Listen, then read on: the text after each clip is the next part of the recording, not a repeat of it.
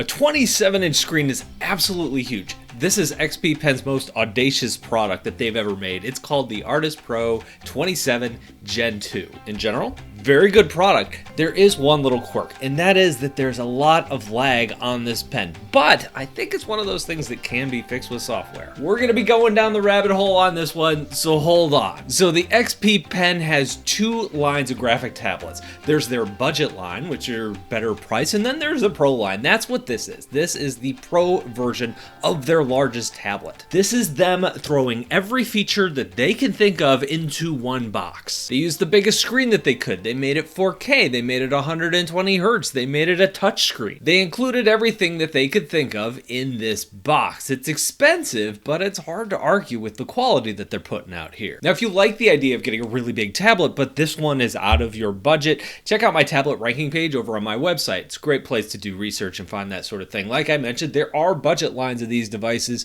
and so that's a good place to go and do some of your research. So let's go and check out what comes in this box. A box that was almost too big for me to film myself opening. This thing comes color calibrated from the factory, and it comes with that calibration report right here. Then underneath that, you have the big old tablet itself. It's nice and heavy. There's a stand along the back, and that stand makes this adjustable. So you can set it up at a 90-degree angle at your desk, so when you aren't drawing, you can use it as your main monitor, which is really nice. And of course, you can pivot it down all the way to like a 15, 16-degree drawing angle, and of course anything in between. You could also take the stand off and attach it to your own stand or one of those cool monitor arms. That actually would be kind of epic with something this size. There's this plastic plate that comes in the box that snaps along the back, covers up your cord, makes it look really nice. It's just an aesthetic touch to keep things looking clean if you have it in a space where that's important to you. Also worth noting, there's a headphone jack on this thing too, right there along the back by some of the other ports. There is a pen box here. This is the standard pen box that XP Pen's been shipping out with all their tablets lately. There are two pens in it. There is the standard drawing pen and also a slim pen. There's also a handful of additional nibs stored in here. The gray ones are felt tip nibs. I really like those. If you want a scratchier feel on this matte screen, check those out. Worth trying out. There's also a USB dongle for our next accessory that we're going to be talking about, which is this little shortcut remote. Now this remote gets the job done. It is customizable. It has a nice wheel on it for changing brush sizes on the fly or rotating your canvas and that sort of thing. We also have a whole bunch of cables, any cable you would ever want. Of course, there's the power cable. There's the brick that goes along with that. After that, you have the cables that are going to connect this to your PC or laptop. There's a USB Type-C cable. There's an HDMI cable. There's even a display port cable in here. You have a quick start guide, a cleaning cloth, and oh look, a drawing glove. There are also some odds and ends like some extra nibs in here, and these little clips which attach to the top of the monitor, that's a great place to store your pen when you're not using it. Let's take a look at this screen. This is the star of the show. Obviously it is 27 inches. It's a nice LCD display. It's full 4K, that's 3,840 pixels by 2,160 pixels, and it also has a 120 Hertz refresh rate, which makes it not only good for art and illustration, design, and that sort of thing, but if you also want to use it as your main monitor to game on, it's good for that too. The color ranges are all pretty high. You got a 99% Adobe RGB, a 99% sRGB, a 97% display P3, and in general, I think the colors really pop. Using my standard Mario image to kind of judge how much the reds blow out and that sort of thing, I think this looks phenomenal. If you're making gradients with brushes and that sort of thing, you're not going to see any banding effects or anything like that. Now, the brightness of this display only goes up to 350 nits, which didn't really bother me. I'm never going to use this behemoth outside, so I was fine with it. I was drawing on it mainly in front of my big window, which gets a fair amount of sunlight, a lot of sunlight, many times a day actually. And that 350 nits was fine, even if it's not going to get super bright. There's also a matte texture on the screen, and people have been asking in the comments recently about these matte textures. I guess some of the ones that have been used on these drawing tablets recently have left kind of like this hazy blurriness to the screen that a lot of people don't like. They want that sharpness. I felt that this display was really sharp, and that was not a problem here. I thought it looked really good. There wasn't any graininess or any kind of rainbowy pattern or anything like that. This is also a touchscreen. Now, some apps touches more touchy than other apps. I thought the touch in general was really well calibrated, without a lot of ghost touches or me leaving paw marks when I was using Clip Studio Paint or Photoshop. But if you do want to easily just toggle the touch on and off, you could do that in the settings, and there's also a hardware button along the top which you can just press and turn the touch off. Now on Windows, I think touch works really well. If you have a program like Clip Studio, that takes touch input really well, and you can actually modify some of those things. You could also use your hand gestures, 2 fingers to undo, 3 to redo. Pinch and zoom works really well. On Macs, touch is a little bit of a different story. It works, but it can be overly sensitive at times. If you're in Photoshop and you're using 2 fingers to kind of pan around your canvas, sometimes it moves more than you think it should. There are rumors that Apple will be releasing a touchscreen MacBook Pro later this year, and I hope that when they do, they re-examine how touch works on the Mac in general, because I think there are some areas where they could improve. All right, drawing. This pen test is brought to you by our sponsor, me. I am the sponsor. My Learn to Draw in 60 Days course is built for beginners who have tried other tutorials and thought, what am I missing? We go over the basics. Every day there's a new lesson. You learn a new skill. The skills build on each other. And by the end of the course, you're going to be ready for whatever comes next. You can learn more about that course and my other courses over at bradsartschool.com. So usually when I get to the testing part of one of these tablets, I totally know what to expect. These pens are using the same X3 Pro styluses that XP Pen has been shipping with their Gen 2 products for the last few years, and they usually look and feel identical to each other. You go from one tablet to the next, it's the same pen, it's the same feel. When I was doing my normal loop-de-loop tests you see me do on these all the time, the things that I'm looking for are like little bumps on the edges. I'm looking at the pressure. I'm trying to figure out, does it blow out anywhere? Is it smooth? Can I control it? And these X3 pens do that sort of thing extremely well. But one thing that I noticed when I was in Photoshop is, boy, there was a lot of lag. And I'm used to seeing lag in Photoshop. So at first, I didn't really make too big a deal about it. There was so much lag that I did think, hey, are my settings off? Have I turned on too much smoothing on this brush? Because that can often cause a lot of lag. But I didn't have any stabilization on or anything like that. Photoshop's pretty laggy in the first place, so didn't think much of it.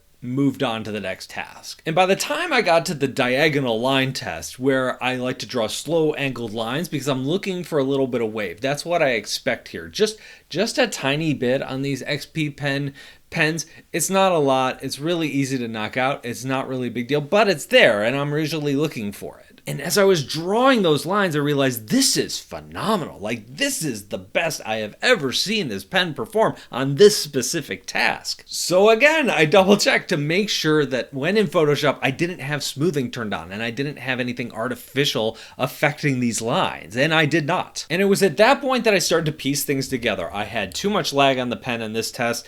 The lines were smoother than I was expecting, and I started to think, what's going on here? And I think there's some fairly aggressive brush stabilization happening on this tablet somewhere along the line. This was something that I wasn't seeing on older XP Pen tablets, and so I started to dig a little deeper and try to figure some things out. And the one thing I noticed immediately is this was more pronounced on Windows than it was on the Mac. Also, at this point, big shout out to 7pens. I'm going to link his YouTube channel down below. I kind of talked through some of the things that I was seeing and what my testing process was, and he helped me figure out a lot of these things as I was going.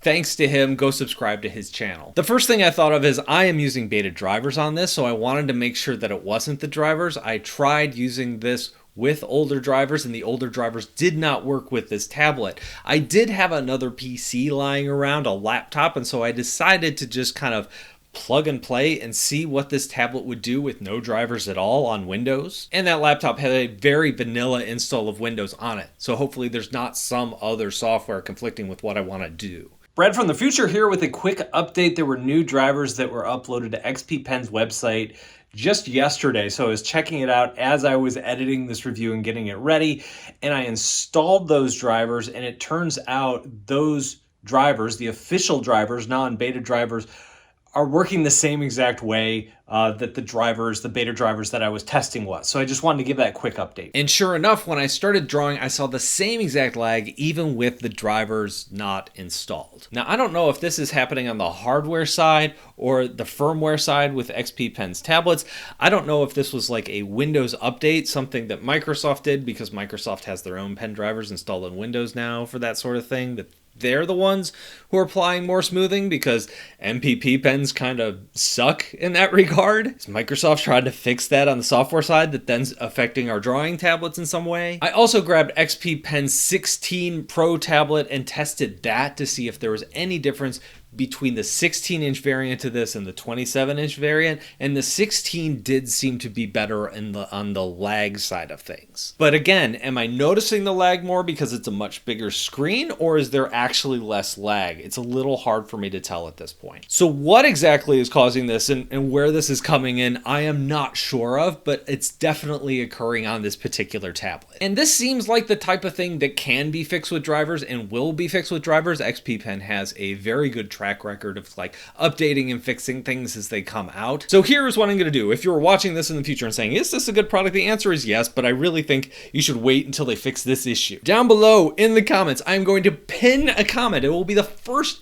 comment when these drivers are fixed, when this issue is kind of solved. So that way, when you're watching this video in the future and you come back to it, you can say, oh yeah, they fixed it a few months ago. We're good. We can go forward with this device. And that will be down below. So the next thing I wanted to talk about though is the remote that comes in the box. And in general, it gets the job done. But this is one area where other brands have started to differentiate themselves a little bit by providing a more premium experience. This little guy has clickable buttons. They kind of feel like a chiclet keyboard almost. Has a customizable scroll wheel. I do like the scroll wheel on this. It's got like a nice satisfying click. And you can jump into XP Pen settings anytime you want and customize these shortcuts to your heart content. In fact, you could even go in and customize them on an app-by-app basis. So I say all of this as a preface to say there's nothing wrong with this little remote. It totally gets the job done. But the remote is the one area where I think this tablet or XP Pen's tablets lately are starting to lag behind what Huion's doing or Sense Labs is doing. They're adding like little LCD screens so you can see the name of the shortcut or have an icon there when you're using the device. They're also making the keys just like a little more clickable, a little more tactile. They're also adding a little bit of weight to them so they feel a little bit more premium. Just adding these kind of little touches to improve those remotes. But like I said, there's nothing wrong with this one. It totally gets the job done, but I wouldn't be surprised if we see a big update to these in the future. So overall, I enjoyed the screen on this device. I enjoyed the touch on this device. I enjoyed so many things about it, but I feel like we need to see an improvement to that pen before I can really get behind it and say, yeah, go 100% with it. There aren't a ton of devices out there at this 27-inch size. Wacom has a 27-inch Pro. It's a bit more expensive. Actually, that's a lie. It is a lot more expensive. It's coming in at $3,500. Huion also has a recent release. It just came out a few months ago. It's coming in at $2,100.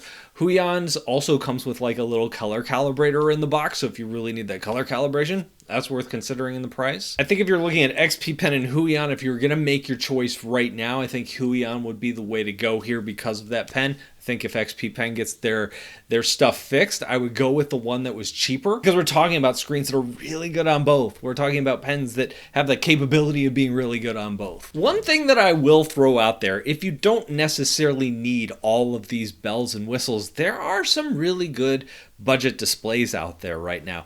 XP Pen's budget line seems a little bit out of date right now. All of those have like a 1080 screen, which was good enough several years ago.